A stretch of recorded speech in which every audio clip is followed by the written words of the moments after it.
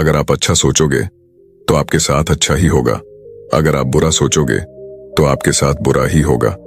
अपनी सोच को नकारात्मकता से सकारात्मक कैसे बनाएं और अपने मन को शांत कैसे करें, यही हम आज एक रोचक कहानी के माध्यम से जानेंगे। तो चलिए कहानी की शुरुआत करते हैं। कहा जाता है कि मन दुनिया की सबसे शक्तिशाली चीज है। अगर आप पूरे मन से किसी चीज को चाहें तो आप उसे जरूर हासिल कर लेंगे, ऐसा दुनिया के ज्यादातर महापुरुष कहते हैं।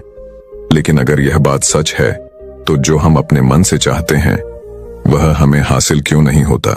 क्योंकि कोई भी व्यक्ति अपने लिए दुख तो नहीं चाहेगा, लेकिन फिर भी ज्यादातर लोग रहते तो दुखी ही हैं।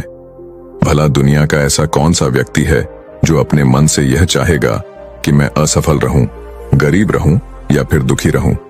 सोचने की बात है तो फिर यहां दो बातें निकल कर आती हैं। पहली, या तो वह महापुरुष गलत हैं जिन्होंने यह बात कही कि सच्चे मन से चाही हुई चीज हासिल हो जाती है, या फिर हम गलत हैं। दोस्तों, आज जो कहानी मैं आपको सुनाने जा रहा हूं उससे आपको समझ आ जाएगा कि अपने मन से कोई भी काम कैसे करवाया जाता है, मन की शक्ति के द्वारा कोई भी चीज कैसे हासिल की जाती है और मन में किसी भी चीज के सही बीज कैसे बोए जाते हैं। और इसके साथ ही आप ये भी जानेंगे कि आकर्षण का नियम यानी लॉ ऑफ अट्रैक्शन कैसे काम करता है। एक बार की बात है, एक आदमी के जीवन में सिर्फ दुखी दुख थे। वह जो काम करता, हर काम में उसे असफलता ही हाथ लगती। घर में रहता तो घर में हर समय झंझट और क्लेश मचा रहता। वह किसी से मदद मांगता तो कोई भी उसकी मदद करने को तैयार नहीं होता। बस चारों तरफ से हताशा और निराशा ही उसके हाथ लग रही थी। उसे ऐसा लग रहा था जैसे चारों तरफ से दुखों का पहाड़ उस पर ही टूट पड़ा है। उसे समझ नहीं आ रहा था कि मैं इन दुखों से पार कैसे पाऊं। वह दिन रात बस यही सोचता रहता कि मैं अपने इन दुखों से छुटकारा कैसे पा सकता हूं। इसी कारण से वह रात में ठीक से सो भी नहीं पाता था। उसकी आंखों के नीचे बड़े बड़े काली घेरे बन गए थे और बाल झड़ने लगे थे। हर समय चिंता करने की वजह से उसका स्वभाव काफी चिड़चिड़ा और शरीर बहुत कमजोर हो गया था। कभी कभी तो उसके मन में आत्महत्या करने के विचार भी आते थे, लेकिन अपने परिवार के बारे में सोचकर वह यह कदम नहीं उठा पाता था। अपनी परेशानियों से वह इतना परेशान हो चुका था कि उसने एक दिन यह निर्णय किया कि वह अपने इन सभी दुखों से छुटकारा पाकर ही रहेगा। चाहे इसके लिए उसे कुछ भी करना पड़े, कितनी ही मेहनत करनी पड़े, वह करेगा, लेकिन अपने दुखों से छुटकारा पाकर ही रहेगा। इसी विचार के साथ एक दिन उसने अपने एक मित्र से पूछा कि मैं अपने जीवन को खुशहाल कैसे बनाऊं। उसके मित्र ने सुझाव दिया कि तुम किसी बाबा के पास जाओ। बाबाओं के पास ऐसा मंत्र होता है जिससे सारे दुख खत्म हो जाते हैं और जीवन खुशियों से भर जाता है, धन संपदा भी हासिल हो जाती है। बस तुम किसी ऐसे बाबा को ढूंढ लो और तुम्हारा काम हो जाएगा। उस आदमी के मन में यह बात अंदर तक बैठ गई कि अब कोई बाबा ही मेरी समस्याओं का समाधान कर सकता है। इसीलिए अब से उसे जिस भी बाबा के बारे में पता चलता वह उसके पास पहुंचता और अपनी सारी समस्या बताकर उसका समाधान पूछता और कहता, बाबा मैं कुछ भी करने को तैयार हूं, आप जो कहेंगे मैं सब करूंगा, बस आप मुझे मेरे दुखों से छुटकारा दिलवा दें। बाबा उसे कुछ उपाय बताते और कहते, इस उपाय को करने के बाद तुम्हारे घर में सुख शांति बनी रहेगी, लेकिन याद रहे इस उपाय को पूरे नियम के साथ करना। इन उपायों के बदले बाबा उस आदमी से अच्छी खासी दान दक्षिणा ले लेते।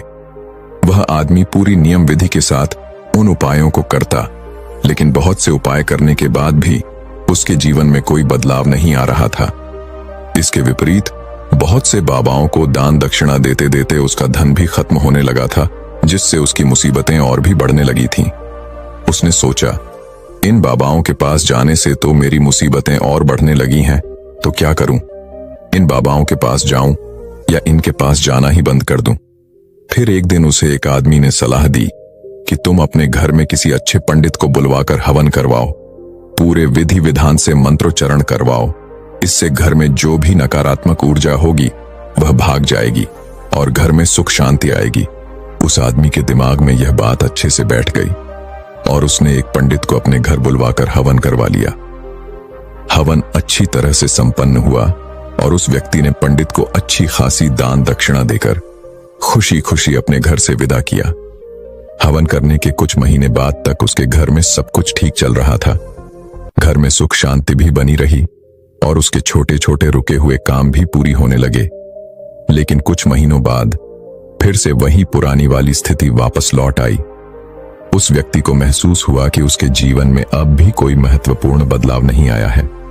अब वह आदमी पूरी तरह से दुखी हो गया, पहले से भी ज्यादा परेशान रहने लगा। अब तो उसे लगने लगा था कि मेरे जीवन से दुख कभी खत्म ही नहीं होंगे। यही सब सोच सोचकर उसका बुरा हाल हो गया। फिर एक दिन उसे अपने मित्र से एक ऐसे बाबा के बारे में पता चला जो समाधान बताने के बदले कोई दान दक्षिणा नहीं लेते। उस व्यक्ति ने सोचा, यह बाबा तो दूसरे बाबाओं से अलग हैं, क्योंकि यह तो कोई दान दक्षिणा ही नहीं लेते, और अगर यह कोई दान दक्षिणा नहीं लेते तो जरूर यह कोई सिद्ध बाबा ही होंगे। यही सोचकर वह उन बाबा के पास पहुंच जाता है। वहां पहुंचकर वह देखता है कि बाबा ध्यान कर रहे हैं, इसीलिए वह वहीं चुपचाप बैठकर बाबा के ध्यान से बाहर निकलने का इंतजार करने लगता है। थोड़ी ही देर में बाबा की आंखें खुलती हैं और वह अपने सामने एक दुखी और परेशान व्यक्ति को बैठा पाते हैं। व्यक्ति की शारीरिक और मानसिक हालत को देखकर बाबा को यह समझते देर नहीं लगी कि यह व्यक्ति अपने जीवन से कितना परेशान है। बाबा ने उसे संबोधित करते हुए कहा, बच्चा, कौन सी समस्या लेकर आए हो? किस बात से परेशान हो तुम? उस व्यक्ति ने कहा, बाबा, मैं अपने जीवन के दुखों से बहुत ज्यादा परेशान हूं। मैंने अपने दुखों को कम करने का बहुत प्रयास किया। हर वो काम किया जो किसी बाबा ने मुझसे करने को कहा, हर वो तरकीब अपनाई जो किसी व्यक्ति ने मुझसे कही, लेकिन मेरे जीवन के दुखों में कोई कमी नहीं आई। इसके विपरीत मेरे दुखों में और बढ़ोतरी हो गई। बाबा, मुझे समझ नहीं आ रहा कि मैं क्या करूं। कभी कभी तो लगता है कि आत्महत्या कर लूं, लेकिन अपने परिवार के बारे में सोचकर यह कदम नहीं उठा पाता। बाबा, मैंने आपके बारे में बहुत सुना है और बहुत उम्मीद के साथ आपके पास आया हूं। कृपया मुझे कोई ऐसा तरीका बताएं जिससे मुझे अपने दुखों से छुटकारा मिल जाए। मैं अपने दुखों से छुटकारा पाने के लिए कुछ भी करने को तैयार हूं। आप मुझे कोई भी रास्ता बताएं, चाहे वह रास्ता कितना भी कठिन क्यों ना हो, मैं उसे पार करके रहूंगा। बाबा ने महसूस किया कि यह आदमी तो सच में बहुत परेशान है। बाबा ने उसकी बात सुनकर कहा कि बच्चा, दुखों को दूर करने के लिए मंत्र ऐसे ही नहीं मिल जाते, उन्हें पाने के लिए कुछ करना पड़ता है। क्या तुम कुछ कर सकते हो? बाबा के मुंह से ऐसी बात सुनकर पहले तो उस व्यक्ति को लगा कि यह बाबा भी अब मुझसे दान दक्षिणा ही मांगेंगे, लेकिन उसके पास और कोई रास्ता नहीं था। इसीलिए उसने कहा, बाबा, आपको जितनी भी दान दक्षिणा चाहिए मैं देने के लिए तैयार हूं, लेकिन आपका मंत्र सच्चा होना चाहिए, सफल होना चाहिए और मुझे उसका फल भी मिलना चाहिए। उसके बाद आप जितनी भी दान दक्षिणा मांगेंगे मैं सब दे दूंगा। बाबा ने मुस्कुराते हुए कहा, दान दक्षिणा तो बहुत छोटी सी चीज है, मैं तुमसे इतनी छोटी चीज नहीं मांगूंगा। इस पर वह आदमी थोड़ा सोच विचार करके बोला, बाबा, अंगारों पर भी चलने को तैयार हूं, बस आप मुझे आज्ञा दीजिए बाबा। फिर मुस्कुराइए और बोले, अंगारों पर चले जैसे छोटे और तुच्छ काम भी मैं तुमसे नहीं करवाने वाला। मैं जो तुमसे करवाने वाला हूं वह एक बहुत कठिन मंत्र है। क्या तुम उसे पूरा कर पाओगे? उस आदमी ने कहा, बाबा, आप मुझे बताइए तो सही कि करना क्या है, मैं कुछ भी करने को तैयार हूं। तब बाबा ने कहा, जब तुम यहां से अपने घर वापस जाओ तो रास्ते भर अपने मन में यह दोहराते हुए जाना कि मैं सुखी हूं, मैं सुखी हूं, मैं सुखी हूं। बार बार अपने मन में इसी मंत्र को दोहराना। लेकिन याद रहे, यह मंत्र जुबान में नहीं आना चाहिए, सिर्फ मन में ही इसे दोहराना है। यह सुबह व्यक्ति बोला, बाबा, बस इतनी सी बात, यह काम तो मैं चुटकी बजाते कर लूंगा, लेकिन इन शब्दों को दोहराने से होगा क्या? बाबा ने कहा, बस तुम इस मंत्र को पूरा करो। वैसे भी तुमने कई बाबाओं के मंत्र किए हैं, तो इस मंत्र को भी करके देख लो। उस आदमी ने सोचा, बाबा कोई दान दक्षिणा तो ले नहीं रहे, और वैसे भी यह कितना आसान सा मंत्र है, मैं इसे पूरा कर ही लूंगा, तो फिर एक बार करके देखने में क्या हर्ज है। उसने कहा, ठीक है बाबा, मैं इस मंत्र को जरूर पूरा करूंगा। यह कहकर वह वहां से चलने लगा। लेकिन जैसे ही वह चला, पीछे से बाबा की आवाज आई कि बच्चा, एक बात याद रखना, जब तुम यह मंत्र अपने मन में दोहराव तो तुम्हारे मन में बंदर का विचार नहीं आना चाहिए, बंदर का ख्याल भी नहीं आना चाहिए, तभी यह मंत्र सिद्ध होगा। वह आदमी बोला, मुझे तो आज तक बंदर का विचार नहीं आया, तो फिर आज क्यों आएगा? आप चिंता मत कीजिए बाबा, मैं अपने मन में सिर्फ यही दोहराऊंगा कि मैं सुखी हूं, मैं सुखी हूं। इसके अलावा बंदर का कोई भी विचार मेरे मन में नहीं आएगा। इतना कहकर वह आदमी वहां से चल देता है।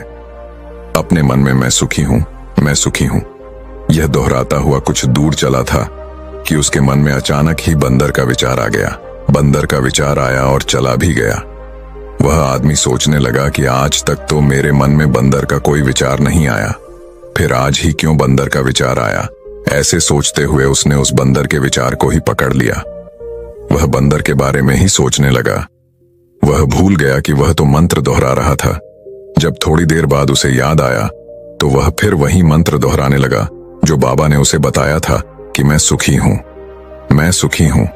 लेकिन कुछ ही दूर चलने के बाद उसे रास्ते में अचानक एक बंदर दिखाई पड़ा और उसके मन में फिर से बंदर का विचार आ गया।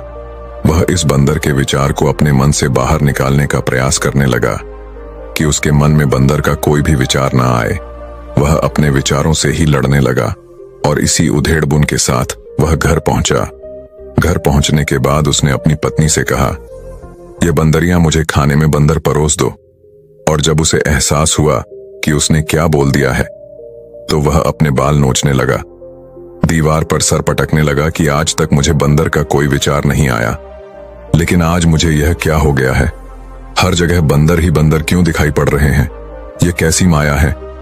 यही सब सोच सोच कर वह आदमी रात भर सो नहीं पाया। पूरी रात करवटें बदलता रहा और जैसे ही सुबह हुई वह सीधे उन बाबा के पास पहुंच गया और उनके चरणों में गिरकर बोला, बाबा, पता नहीं क्या चमत्कार हो रहा है। आज तक मुझे बंदर का कोई विचार नहीं आया, लेकिन कल से जब से आपने यह कहा कि मन में बंदर का विचार नहीं आना चाहिए, तब से मुझे हर जगह बंदर ही बंदर दिखाई दे रहे हैं। आदमी ने कहा, बाबा, मुझे तो आपके पीछे भी एक बंदर पेड़ पर बैठकर केले खाता हुआ दिखाई दे रहा है। बाबा, मेरे साथ यह हो क्या रहा है? उस आदमी की यह बात सुन बाबा हंसने लगे और बोले, बच्चा, मन का जाल एक ऐसा जाल है जिसे समझ पाना इतना आसान नहीं है।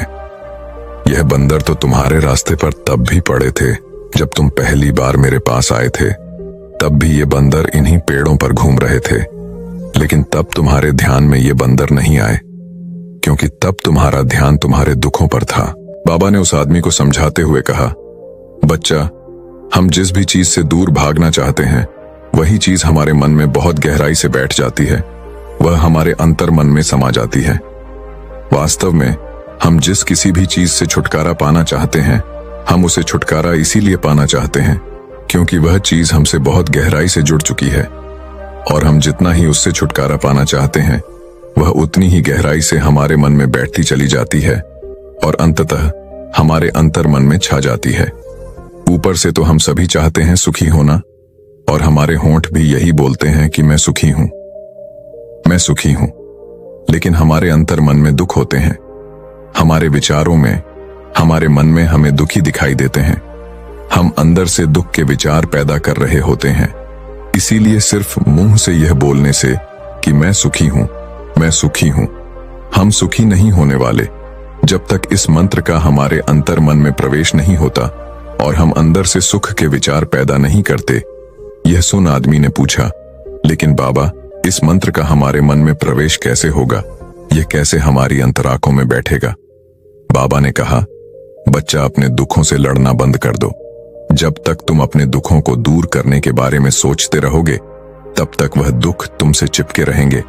तब तक वह दुख तुम्हारे अंतर मन में अपना राज्य जमाए बैठे रहेंगे, और जिस दिन से तुम उन दुखों के बारे में सोचना बंद कर दोगे, उसी दिन से ही वह दुख तुम्हारी जिंदगी से गायब हो जाएंगे। क्योंकि किसी भी चीज से छुटकारा पाने के लिए हमें उस चीज के बारे में सोचना पड़ता है, और हम जितना ही उस चीज के बारे में सोचते हैं वह उतनी ही गहराई से हमारे मन में बैठती चली जाती है। हम ज्यादातर समय अपने दुखों के बारे में ही सोचते रहते हैं। हम यही मानते रहते हैं कि हमारे जीवन में दुख है और हमें इनसे छुटकारा पाना है। इसी तरह बार बार सोचते रहने की वजह से वह दुख हमारे अंतर मन में घर कर जाते हैं और हमें इसका पता भी नहीं चलता। इसीलिए अगर तुम अपने दुखों से छुटकारा पाना चाहते हो तो दुखों से छुटकारा पाने के बारे में सोचना छोड़ दो और तुम्हें तुम्हारे दुखों से छुटकारा मिल जाएगा। दोस्तों, आपने देखा होगा अक्सर लोग धूम्रपान छोड़ना चाहते हैं, शराब छोड़ना चाहते हैं या फिर किसी गंदी लत को छोड़ना चाहते हैं। वह सुबह अपने आप से वादा करते हैं कि आज मैं कोई गलत काम नहीं करूंगा, लेकिन शाम को जब वह इंसान लौटता है तो नशे में चूर होकर लौटता है। आखिर ऐसा क्यों होता है कि जो हम सोचते हैं उसे पूरा नहीं कर पाते?